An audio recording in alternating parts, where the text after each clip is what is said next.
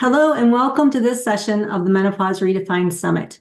My name is Angie Height and I'll be your co-host. And today I have the distinct honor and privilege to be speaking with none other than Seane Corn. So Seane is an internationally acclaimed yoga teacher, author, and public speaker who's been at the forefront of yoga, activism, and community service for over 30 years. She's known for her social activism and impassioned teaching style. She's raw, articulate, and spiritually inspired in her self-expression. Seane has chosen to use her platform to help bring awareness to global issues, including social justice, sex trafficking, HIV/AIDS awareness, and animal rights. She was named National Yoga Ambassador for Youth AIDS and received both the Global Green International Environmental Leadership Award and the Humanitarian Award from the Smithsonian Institute.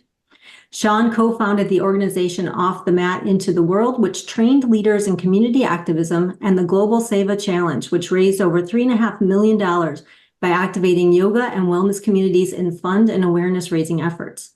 Her first book, Revolution of the Soul, was published in fall 2019. Her online program, Align with Source, has a global reach of thousands and has been a touchstone of community support. Her website is seanecorn.com. Oh my goodness. Well, welcome, Seane. It really is very exciting for me to be speaking with you. I've been following your work for years, and I'm so very grateful that you're able to speak with us today. Thank you so much, Angie. I'm glad to be a part of this too.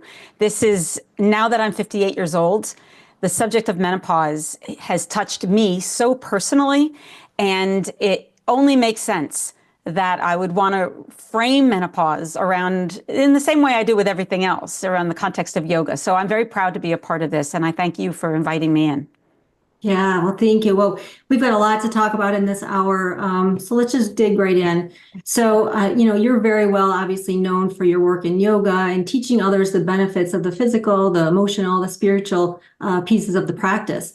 So you've recently put together a program called Meno Magic that's dedicated to this menopause transition. And so I'm curious, why did you feel that it was important to address the topic of menopause in your work? And did you feel that there were gaps in the way that you were seeing menopause being discussed or understood out there in the world, and something that you thought that you could help with this program? I'd love to understand, sort of the origin story of this program. I definitely saw that there were gaps, that's for sure. You don't think about menopause until you're in it. It's just one of those things. I didn't give it a lot of time or attention, either perimenopause or menopause, until I started having the experience of it and started asking questions and looking for resources, and not really satisfied, even in the wellness world, with what was being introduced. There was plenty of information about hormones and the impact of hormones on your system. There were a lot of suggestions about which kinds of supplements you can take to bring more equilibrium and balance into your various systems of your body.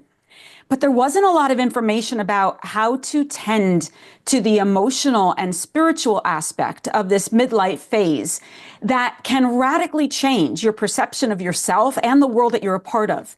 And that was the piece that I really started to unpack and to investigate. So I didn't really see a lot of resources, again, within my world that was supportive to me. I created the program because as I was going through perimenopause and menopause, I started to do things for myself. I put together a list of all the questions that I think maybe I'm supposed to kind of know, and the questions I would want to go to my healthcare provider or my gynecologist to get the answers to. And so that's what I started to do. And I was never really quite satisfied with the answers, or there was contradictions to those answers. So it led me on a journey on a physical level, on an emotional level, and on a spiritual level, that I started to work with different people within the wellness, therapy, and spirituality world to give me insight and guidance. And I got so much from, it was about a 2-year process. And during those 2 years, I started to write notes. I started to write all the things that I wished, or I feel like I should have known, or I wish I would have known.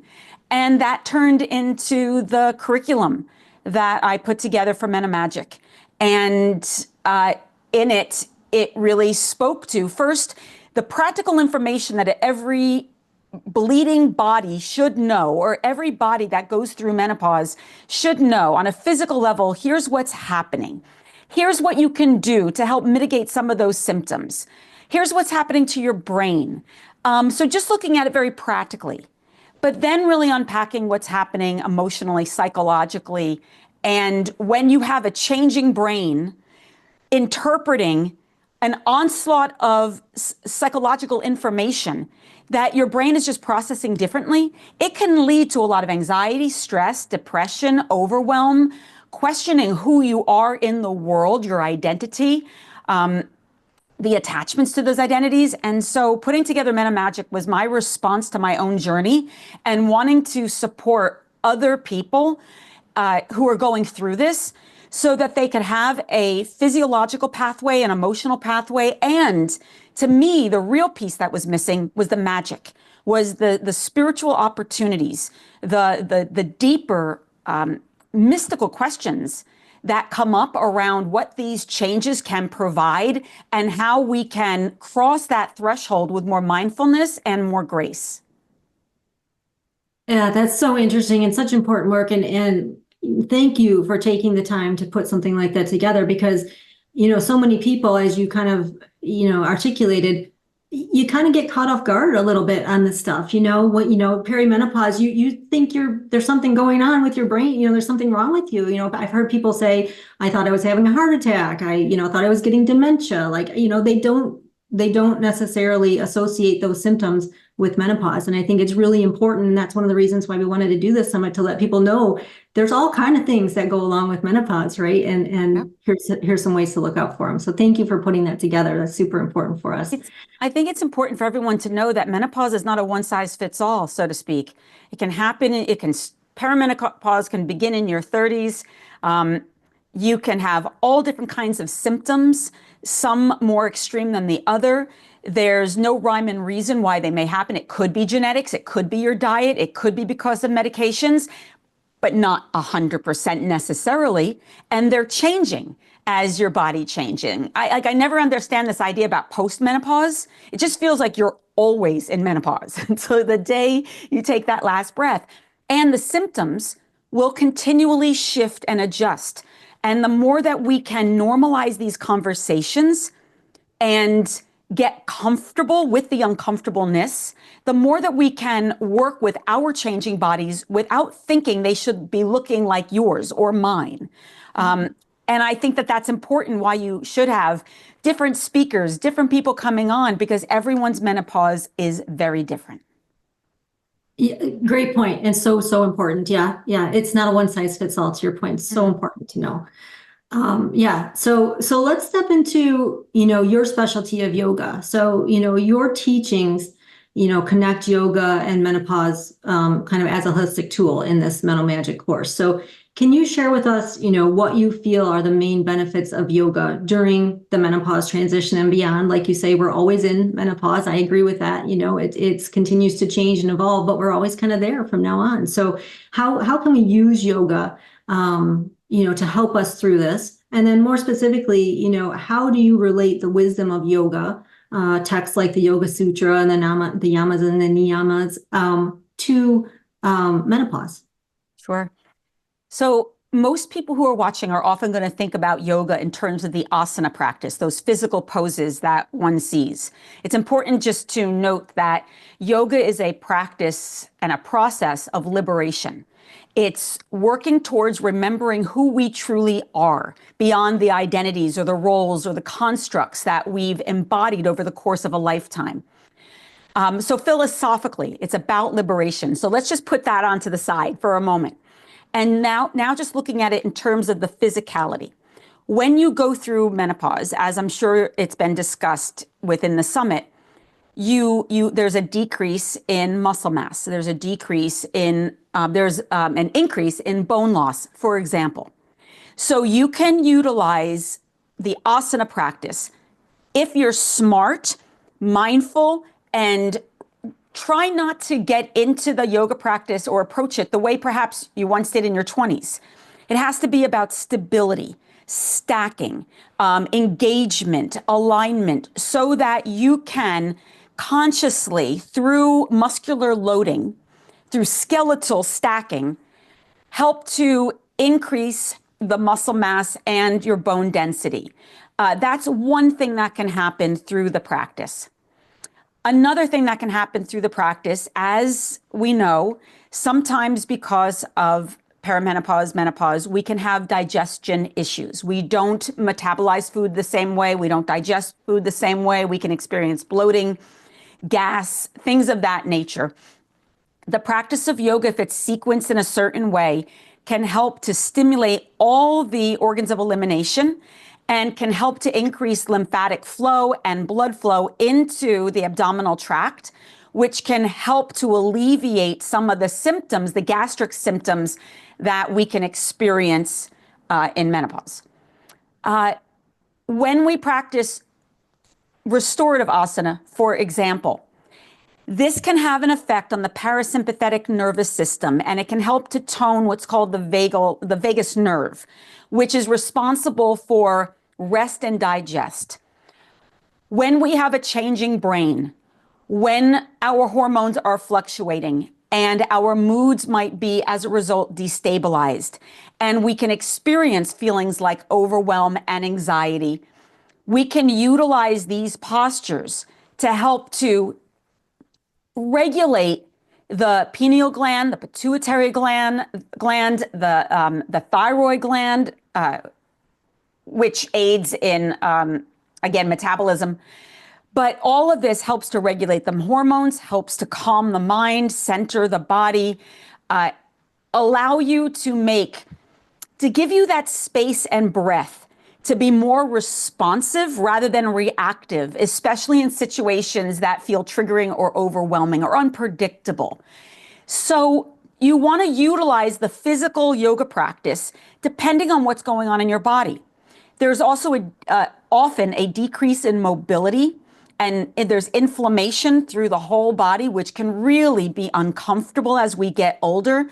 The yoga practice can help to increase that mobility, can increase, once again, the blood flow into the joints, and help to decrease the inflammation in the body by increasing the lymphatic flow.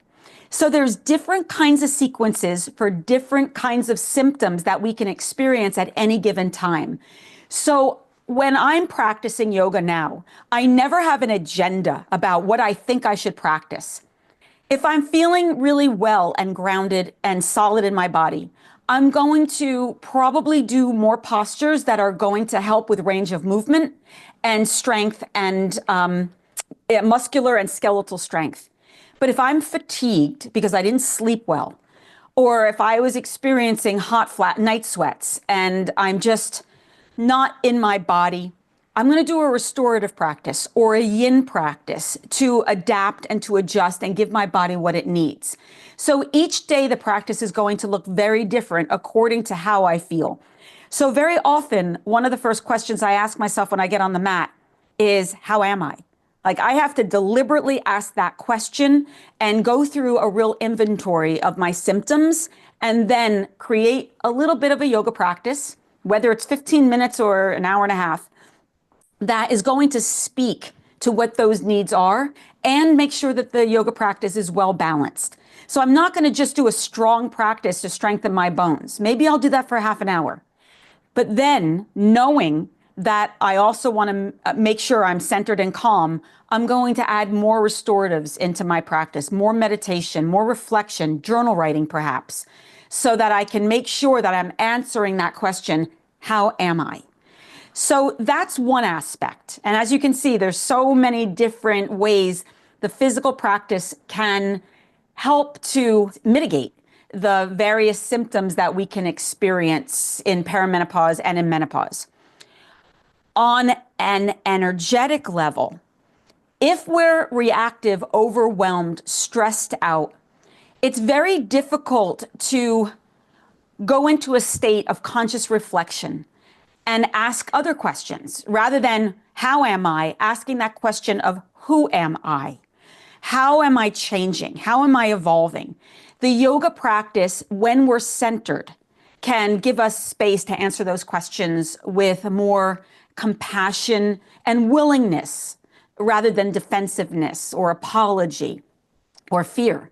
So meditation, prayer, reflection, some of the, you asked about the yamas and the niyamas, but within the niyamas, there's something called svadhyaya, that's self-study.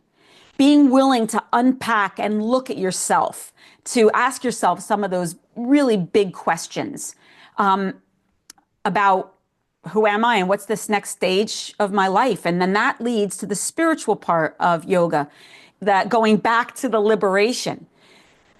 Liberation is remembering who we truly are and who we are to each other. It's looking at purpose beyond ego. And the menopausal journey, and we can unpack this so much more, but I'm just going to give the framework of it. But the menopausal journey is not an ending spiritually. It is a beginning.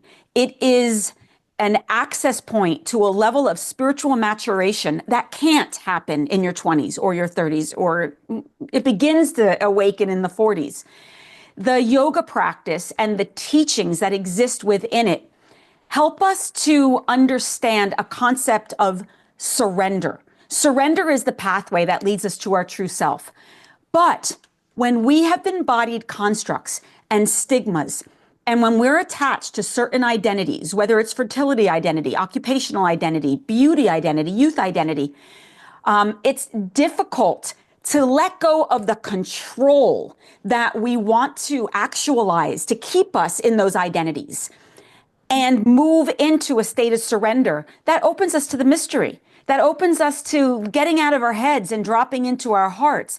It is a very scary and threatening place, and no one can do it but the individual. You can be guided, but the only teacher is within. But if we're suffering from low self-esteem, that blocks our self-confidence. Self-confidence is key to intuition. Intuition is not a gift, it's a skill, one in which we develop, but it's reliant on our self-esteem. What the spiritual practice does, it lets us cut the cords to those attachments. It helps us to reframe the constructs and the stigmas that we've embodied. It allows us to go through a process of grief, which we do. It's like, I liked my boobs at 30. They were great. It's okay to grieve those boobs, or that fertility, or that stamina, whatever it was. But the spiritual practice gives you the space to grieve those aspects of self, and then to begin a process of transcending the small self and empowering ourselves, not in spite of these perceived losses, but because of them and what they lead us towards. So that's what the yoga practice can enable us on a physical level, on an emotional level, and on a spiritual level. And the sacred texts give us specific tools, like the yamas and the niyamas, to help us to take an inventory of where we're out of alignment with our true self and where we're indulging in the ego. Another example would be the yamas, for example. The first yama is ahimsa, which means nonviolence. Well, what I invited myself in that process is how much self-beat was going on as my body was changing. I'm too old, I'm too fat, I'm too weak, it was always this negativity about these changes. That rhetoric is violent to the self. It is violent to our self-esteem. It doesn't promote growth or self-acceptance or empowerment.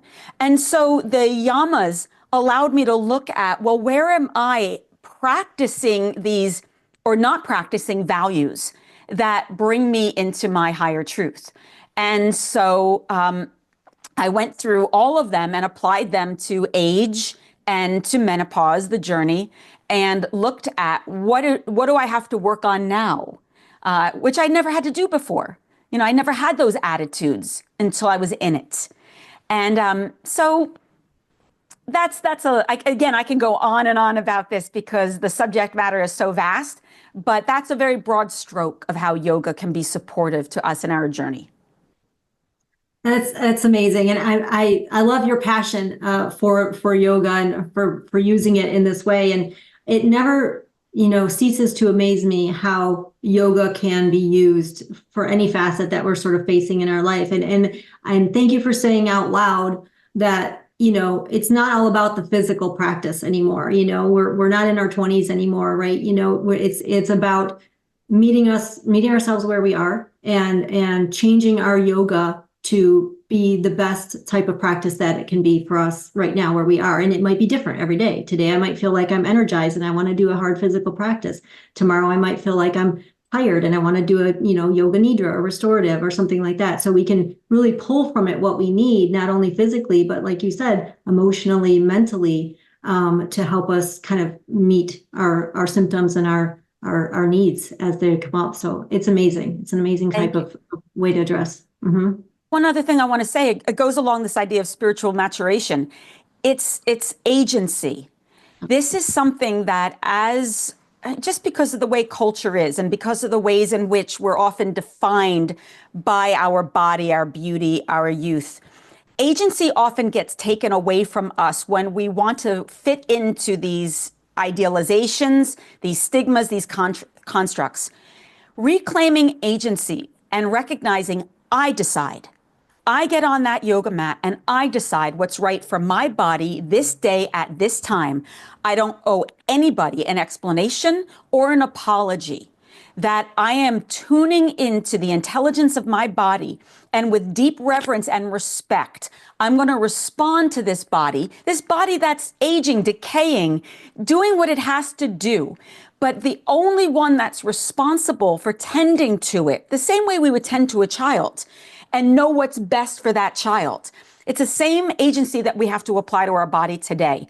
But it's also a grief. And when I get on that yoga mat, I know, I wake up, I've got some hip issues going on, loss of mobility. That was very hard for my identity as someone who was so in their bodies for all of my adult life, all my life. To all of a sudden, I don't have the same range of motion. And I felt myself wanting to compete with myself, to push, to go deeper. But the only person who was hurting because of the ego, of that intention, was me. Nobody else around me cared what I was doing. But what became more curious for me is, where did I learn that my self-acceptance, that my approval was somehow dependent on how other people saw me and my choices on the mat? And to me, it's like, and that's spiritual maturation. That's the gift that menopause gives, is that reflection. It's never been about the asana. It's always been about what the asana excavates, that allows a mirror to be held up so that we can see our ego, our attachments, and the impact that these attachments, especially to our identity, has had on our sense of self and on our self-perception. So agency is absolutely key, and it needs to be something we give ourselves permission to invoke every single day on the mat. Yeah, that's so powerful, and it's something that is really central to this time of life. We have gone through and have grown up and have matured in a culture of that prizes youth and vitality and all of that. And now we're saying, that's not important to me necessarily anymore. And I'm taking control over what's important to me. And I'm addressing the things that are important to me. And it's so powerful. And I think you're right. You have to have lived through it before you can take that ownership of it. Yeah. Yeah. But I feel like the piece that there's some people are like, that's not important to me. But there's a lot of us where it's like, no, I don't want that change. This was very important to me. This is who I am. And that's the piece that I have seen, that there's a lack of support around helping people unpack those attachments, how deep these identities lived in our bodies, and how hard it is to dismantle ourselves from those identities. I'll give an example. When we're looking at identities, fertility identity wasn't a big deal for me personally. It was actually a relief not getting my period anymore, because I never wanted biological children. That was something I was always very, very clear about since I was young. I wanted a family, and I got a family, but it was through different means. I went into a relationship with a partner with children. So but I knew biological children was not what I wanted. So not getting my period was a relief. I didn't have to worry anymore about whether or not each month, whether or not I was going to get pregnant and the decisions I would have to make around that. Oddly for me, and that was something that wasn't really, I didn't see a lot of resources for it because I think it's a little bit more contemporary. My identity was very much attached to my work ethic. I'm a very hardworking person. I always have been. I'm a careerist. I'm deliberate, focused.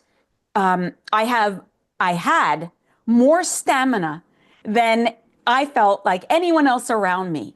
The amount of travel that I could do, time zones that I could cross without it affecting my energy level or my ability to articulate. I didn't realize the attachment that I had to that particular identity until, as I went through menopause, fatigue, brain fog, I didn't have the same stamina to travel 250 days out of the year. I started to develop anxiety around large groups of people, and all I'm ever around is large groups of people. And I felt more of a desire, as I had a grandchild in my life, to mentor, to parent in a different way, to show up in my family different. Something just in my body shifted. But my attachment to work was historical. Who am I if I'm not working? Am I still valuable? Am I still lovable? Am I still productive? Will I still be seen? Will I be invisible if I'm not present? And so I was stuck on this weird threshold of, I don't really want to do that anymore, but who am I if I'm not doing that? And again, it wasn't just in this lifetime. This went back historically to the women in my life, my family, my religion, my culture of hardworking people. The idea of being lazy, like things like that, I had to really sit with, how do I actually unpack that? So to me, it wasn't a clean slate that I just feel differently. Now I'm going to do this other thing. It was a long unpeeling part of looking at these attachments, grieving that lost self, recognizing that this body doesn't have the stamina. I can force it, I could push it, but inevitably I will get sick. Something is going to need to change. This is just the common sense reality. And what do I do now with my self-esteem that I didn't even realize was attached to this? So people who are listening, it's important to look at, what are the roles that you've played in your life? Mother or parent, grandparent, now taking care of your parents, if that's the case. A sexualized being, and now you really perhaps you don't have any interest in sex. Or maybe you're having a resurgence of sexual energy that's unfamiliar. Taking the time not to gloss any of this over, but to sit with all of the past selves and check in, like, how are you doing, 20-year-old self? How are you doing, 30-year-old self? Are you okay with these changes? How do we work with this together? How do we titrate the nervous system so that we can approach these changes without panic or anxiety based on a nervous system that gets fed through external approval? And so this is the part that I didn't see a lot of examples on. How do we look at the shadow? How do we look at the lost self? How do we recognize the mind-body connection and the way in which these emotions, including grief or anger or rage, live in the body? And that's how you can also, going back to yoga, use the yoga practice as a way to go into the body to help to release the internalized emotions that most of the time we don't even know are there. Yeah. Oh my gosh, there's so much there for what you just said. So there is. I know. I love in your mental magic program, you use the word alchemy. You describe menopause as an alchemical process. And you said this quote that I love. You said, this process is about transforming the lead of our fears into the gold of our wisdom. And that's just so empowering to me. And I love the mindset of, this isn't a time of loss. This isn't a time of, it is, but it's something that we can grieve, but we can move on to profound, personal and spiritual growth. And, doing this work can help us to like shed those limiting beliefs that we have about ourselves and say, okay, who am I now? And now I've moved through this process, and what can I look forward to going forward? Mm-hmm. So powerful.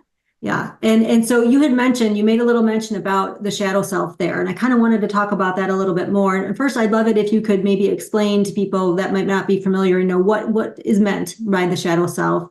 And then, how do we, what kind of practices can we use to sort of engage with it and see it and recognize it, and then confront, those aspects of ourselves that probably are surfacing during this time of our lives? The shadow is a Jungian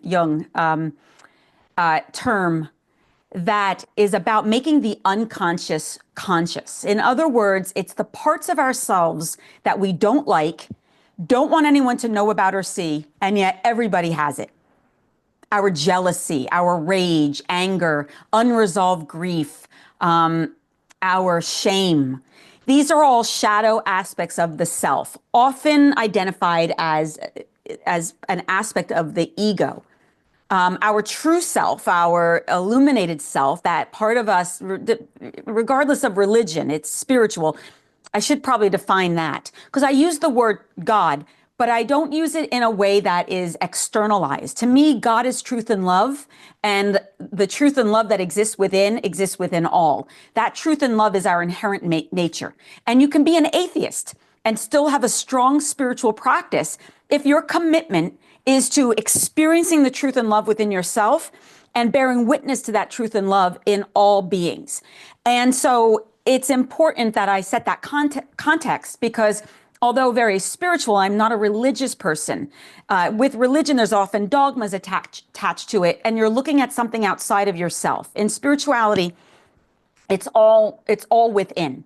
So we're constantly remembering who we truly are, awakening to our true self, as if we're we're surrounded by a glass that's been fogged over, and we're just trying to clear the way, that the glass, but the imagery behind it is always effervescent and bright. It's always there in its full totality.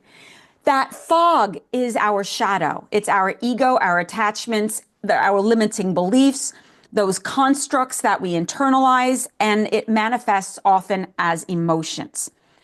How this connects with yoga is everything is energy.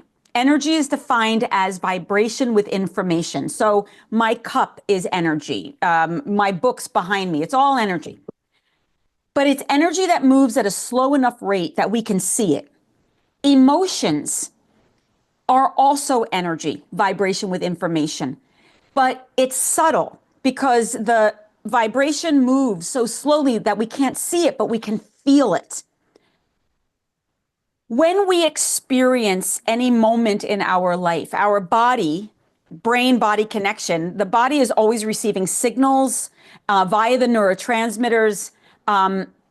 When we've experienced anything, sometimes they call it trauma. There's small t trauma, big T trauma, which is defined as anything that overwhelms our capacity to cope and leaves us feeling helpless, hopeless, out of control, or unable to respond. Again, this is on a huge spectrum. Some people have experienced hardcore capital T trauma, but most of us experience, it's more developmental traumas that we experience over time, but it doesn't diminish what happens to us energetically. So let's say I'm young, I'm even really young, before I even have a chance where my maturity level, I don't know how to express what I might be experiencing. Maybe it's bullying, death, a loss of a loved one, witnessing violence, something. When that happens, the body experiences this moment of overwhelm. Chemicals are sent through the body, including cortisol and adrenaline. Our hormonal body goes kind of berserk. And in that moment of overwhelm, in order to create some safety, the body will contract. We're put in what's called fight, flight, freeze, or collapse. We now have a dysregulated nervous system. In that moment, an imprint of what we've just experienced lives now within the body on a cellular level. If we were raised in an environment where we're given permission to process, and that can include scream, cry, punch a pillow, communicate, feel the rage, like go through the process, then we're able to discharge the energy, the vibration, the emotions move through us. In our culture, we're often not taught how to do that. At best, we may have been raised in an environment where our caregiver said, oh, you're sad, here's a cookie. Or, oh, you're angry, you know what, I'm angry too. Let's go shopping, we'll get ourselves a little present. So we get taught at a young age to self-soothe using external stimulation.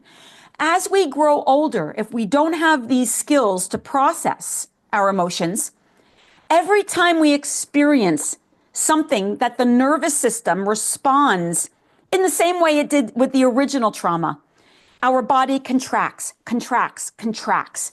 That contraction becomes tension. So as we get older, that cookie might become alcohol. That little present might become sex or gambling or, shopping, inappropriate shopping, things like that. All these other more adult ways in which we self-soothe rather than dealing with the tension itself. So now to get back to yoga. What happens when we practice yoga and we stretch? We release the tension. When we release the tension, the emotions that live within the tissues start to come up to the surface, and it shows up as sensation. So anyone who's practiced yoga, maybe you're in a yoga class and you're just doing your thing, and suddenly you're fantasizing about some lover you had, 20 years ago, or you're thinking about what you might eat after class, or you're getting really angry at the yoga teacher, projecting all sorts of stuff on them, or going through like, again, I'm too old, I'm too fat, I'm too skinny, I'm too weak, whatever it is. What's happening is the body is trying to release the control, that the tension, meaning that when we experience that trauma, our body went into contraction. That contraction is control to protect our body into thinking that it's safe, from any, like in the future, for any kind of an onslaught of issues. Well, when we release that tension, it leaves, remember before I said there's control and surrender? What yoga does is it puts us here into the space in between. And that can be really scary in our process because we don't know what's on the other side of this control. We often think it's death. So it can bring up fear or shame or guilt, things that we don't want to feel. It actually leads to this liberation, all right? But liberation requires surrender. This is faith. This is letting go of everything you think you know. This is breathing into your body in a very different way. This is grieving. This is being present to the rage rather than indulging it. It's giving space for the jealousy, space for the envy. And the yoga practice, when you release the tension, if you're held by a yoga teacher that has an understanding of the psychosomatic opportunity within yoga, can help you be really present to the story that your body is unpacking. Because these narratives of the self, all these identities I talked about earlier, they all live within these bodies. And so as we begin to let go of the physical control and we start to feel into the emotional contraction, this is the alchemy. That's when the lead, that contraction of our fear, becomes the gold of our wisdom. And we begin to get insight into what these bodies hold on to. Also, what our mothers, grandmothers, parents, everyone who came before, how difficult, because of all of the constructs and the cultural conditioning that we've had in change. And it lets us break that paradigm. The magic in magic means shifting energy at will. And that's all that magic is. And in yoga, that means the contraction becomes expansion. The control becomes release. And that's where the alchemy comes in. That's where the magic comes in. But it requires some agency and physical effort, breath, self-acceptance, curiosity, and courage. Wow, amazing.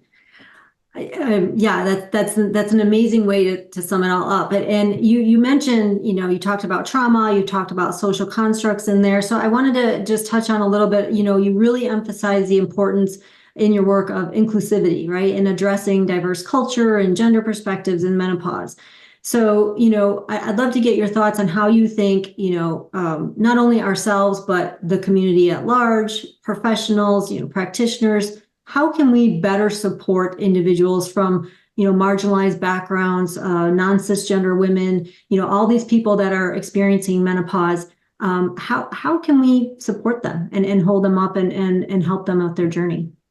Well, it was interesting as I was going through the manual. It took me, I was just writing, and everything I was writing was in the context of women.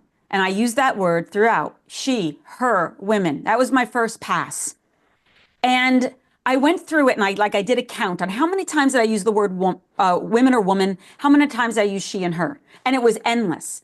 And I thought, I wonder how many of the trans men in my life, some will also go through either the physical, emotional, psychological aspects of menopause and aging, would read this and feel excluded. And that was the first thing that I thought about was, who is not in this book? This is read through the lens of a white, cisgender, heteronormative woman, a person who identifies as a woman. And I knew right away that it excluded so many people in my life, my students, my friends, and my family, who need as much support, and in some cases, maybe even more, because there's other issues that might arise that won't be relevant to me, to my body, to my psyche, but it certainly might be relevant to them. And I also started to look at how is menopause seen in other cultures. And the way in which we here in North America frame the healthcare practices and as if it's the end all. And are there in other cultures some insight, wisdom, medicine that they're providing that actually might be supportive, that can aid me and so many people in the journey? And so when I wrote the manual, I really gave a lot of thought about it. I talked to people in my community, that whether it was people who were dealing with disability, Black and brown women in my community, and certainly trans men, to understand a little bit about the difference in getting healthcare information, the difference in the symptoms, the difference in identity perception. And I wanted to include that in my manual. And I really do hope going forward, like I eliminated throughout the whole book, every she, her, every woman. I was very clear when I was talking about a certain identity that maybe cis women would have more than trans men. I made sure that I emphasized that and didn't make it just under this umbrella of cis women. I think healthcare providers have to educate themselves on some of the emotional and physiological complexities, understand how hormone blockers work, and perhaps just because a person might not be getting their period doesn't mean there's not going to be other symptoms from menopause and from the constructs around aging that shouldn't be acknowledged or dealt with. And so that's why it's always been very important for me to be more inclusive, to broaden the conversation of perimenopause and menopause to the millions of human beings that will experience this in the course of their lifetime, regardless of their gender identity, or the color of their skin, or their age, or abilities, that it needs to be understood and addressed. And I think the responsibility, the onus is on people like me, yoga teachers who are dealing with a broad population of people, to be really mindful of how I frame perimenopause and menopause going forward. Any healthcare provider and therapists who are holding that space also need to be educated on how menopause works, who it works for, and how to include it in the conversation, and not to suggest that it's equal for all people in the exact same way, just because we have a womb, an ovaries, and a gender that we identify with. So it's become even more and more important to me as I'm reading and getting more insight into the lack of literature that's out there that's inclusive of marginalized communities. Yeah, such an important aspect of this conversation that a lot of people maybe don't think of or don't think of at first, right? So it's great that you're shedding light on that. I think it's really important to continue that conversation. One of the things that your work does, I think, so beautifully is you frame menopause as this almost like this rite of passage, right? So it's something we get to experience, we get to embrace it, we get to celebrate it. And can you sort of elaborate on why you think that ritualizing this time of life is so important for women? And, maybe give us some examples of some rituals that you've done or that you find helpful that people could do to kind of honor this transition for themselves. Sure. Well, what I found interesting is I am a ritualist and I ritualize everything. Birthdays, funerals. If a friend's daughter or child is having their period, I will ritualize that. I believe in these transitions, that they should be honored and acknowledged, uplifted, celebrated, create space for honoring, and again, breaking some of the stigmas that might exist around whatever these moments are and looking at them all as possibility. And when I got my last period, it would have been, well, in 2019, I came back from India and I missed my first period. And prior to that, I didn't have symptoms of perimenopause.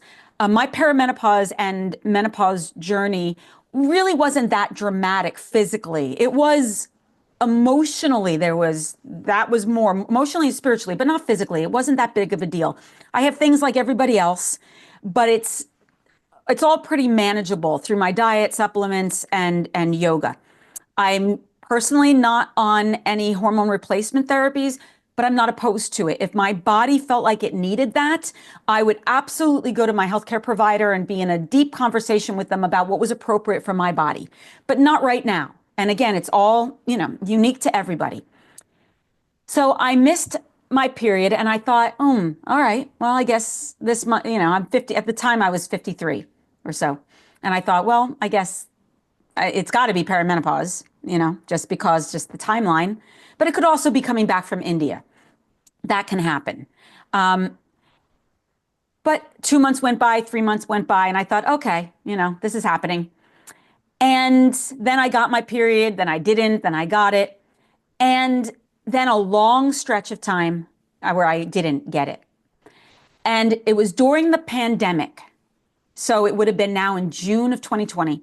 And I'm taking a yoga class online and I'm in a passive yoga pose, a restorative pose called Supta Baddha Konasana. And I have 2 foam blocks underneath my ovary points behind my back. And it hurt, like it hurt in a good way. And I started to have cramps. And I never really got cramps when I had my period. And I was like, man, these are uncomfortable. And I was surprised because I hadn't had my period in a while. And I just kind of kept breathing into it. After a while, the sensation became so uncomfortable that I got up, I went into the bathroom, and this is a little graphic, but it's all part of the story. And I went to go pee, and instead of peeing, this glop of blood came out of my body. Brown, stringy, watery, and it was like the last humble hanging on of my fertility that was within my body just escaped and was just sitting limply in the toilet. And I knew that that was the last time I was ever going to see blood come from my body again. I knew it. And I got up and I looked at myself in the mirror for a moment. And I said, well, that's it then. And I walked out of the room. And that was the extent of my honoring, my ceremony, my ritual. It was, wow, well, that's it then. And I just accepted that I was now in menopause and that it's just over. I didn't realize how dismissive I was about this incredibly significant moment in my life until a friend of mine wanted me to write her. She wanted to do a ceremony around turning 50 and wanted to cross the threshold very deliberately and asked if I would write a ceremony around crossing the threshold. And I was like, of course, that's great, absolutely. And I sat down and I wrote all these prayers and I gave all this thought to what it means to consciously cross that threshold and step into midlife and to grab hold of it meaningfully. And I realized I never did that for myself, that I never honored this transition, that my ritual was, well, that's it then. And I thought, oh no, I'm going back in time. And I wrote an entire ritual for myself and made this real declaration. And it included the cutting of the pomegranate, which represents the phases of within certain what's the word, archetype of feminine development, from the maiden to the mother to the crone, if you will. The soft flesh of the maiden, the blood of the mother, and then the hard shell, protecting all aspects of the self.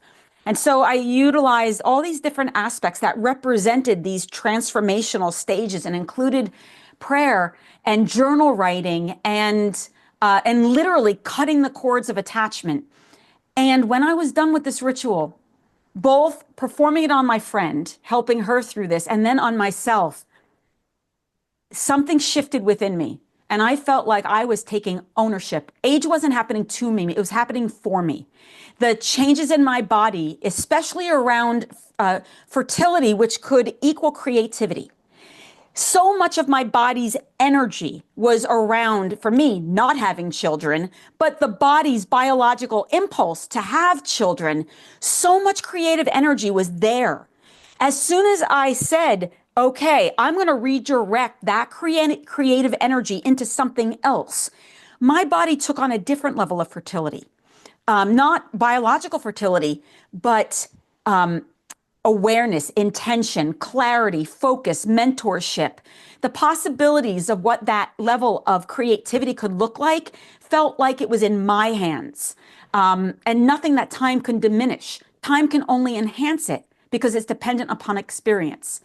So that's why I started to include ritual and started to write rituals, giving them away to my friends, my family members, students, inviting them to do this with their students, their friends. In the same way we ushered in our children into their coming of age, that this is a second puberty. That's how I felt about it. And it gave space to just say yes to the inevitability of age. But I'm not going to do this just in the shadows. I'm going to do this with awareness and with presence and with empowerment. And that's why ritual became very important to me and a huge part of what Menomagic is all about, equal to understanding the hormones, equal to understanding the way in which the brain works, operates, and functions, and equal to understanding the attachments that we have to identity. It's looking at not just how am I or who am I, but what's next? Where am I going? What am I going to do with this? And looking at wisdom as a byproduct, going back to God, of truth and love. So when I love myself and I am living in truth and I am no longer apologizing for my existence, then we step into our purpose in a way that's not dependent upon finances or external validation. It's just the wisdom that's accumulated from knowing who we truly are and being willing to share that wisdom with the world around us. So that to me is what the journey is all about. And I approach this journey with way more enthusiasm, self-acceptance, and empowerment than I did prior to doing these rituals. Yeah, that's the way you explain it and describe it. I mean, I feel like if I was 20 years old, I'd be wanting to go through menopause. It seems like such a great thing to do, right? I mean, we're all doing it, so why not, Yep. embrace it and celebrate it and ritualize it and make it into a transformation of freedom, right? Yeah. Drop those old responsibilities and all those old expectations and like let's move forward into this new amazing phase. But it Um, requires good models. And that's where I think that the summit comes in and everyone who's listening, meaning that we don't have good role models in our culture around what conscious aging is, what self-acceptance is, and how to approach menopause and these changes with more awareness. Maybe some people do, but I would say across the board, because our parents didn't, it's no blame. It's just that it wasn't part of the conversation in the same way that it is. I have a really good role model for aging. I have a very sex positive mother who really has fought hard to approach aging with humor and with so much self-acceptance and talking about it ad nauseum. And it gave me the space not to be ashamed or embarrassed by these changes and to ask questions to the mentors in my life, to the women in my life. It's like, why does my vagina feel like this? And, what do I do? What did you do? Why can't I sleep? Why do I wake up at 3 a.m. with feelings of despair and anxiety that go away, in 3 hours? Like, just explain this. Having a mentor that I have been able to witness approach age with so much, I wouldn't say grace is not the right word. Like she's messy, she's sloppy, she's like funny and raw, and defiant. I think all of it. Some of us will do it with grace. Some of us will do it with, sliding sideways into life with skid marks. And I think that the the because I've had that kind of mentor in my life through my mom, it has made it for me. I wasn't embarrassed to tell people that I was going through menopause. I wasn't like afraid of asking these questions because that permission had already been given to me. I want to be that model for my children and grandchild. I want to be that model for my students, and I want them to be that model for the generations that are paying attention to the choices and the decisions that they make. And so I'm it gives me great hope for our future as bleeding people in this world to be in these conversations, to invite everyone who's listening to look at what are the stigmas and the constructs that you believe are true? How have they lived in your body? What are the identities that you've been attached to? What would it mean to cut the cords of those attachments? And probably even more scary, what would it mean to live fully in your purpose with no apology and to embrace your authentic self and be seen in your wholeness beyond beauty, beyond youth? What would it mean to really hold that space as a person, a developing consciousness, and as a mentor to the generations that follow? To me, at this point, I see it as a privilege. I'm not going to miss this opportunity to really go big and bold. And I hope everyone who's listening also recognizes that you can't change this time, but you can change the way in which you approach this moment. And that requires tools. It requires community support, radical honesty, and courage. And I hope everybody steps into it with that level of enthusiasm because life will be better, more meaningful, less contracted when we accept the inevitability of change and embrace it with honor. And that is what we're hoping with this summit, right? We want to shout it from the rooftops, let's do this with intention.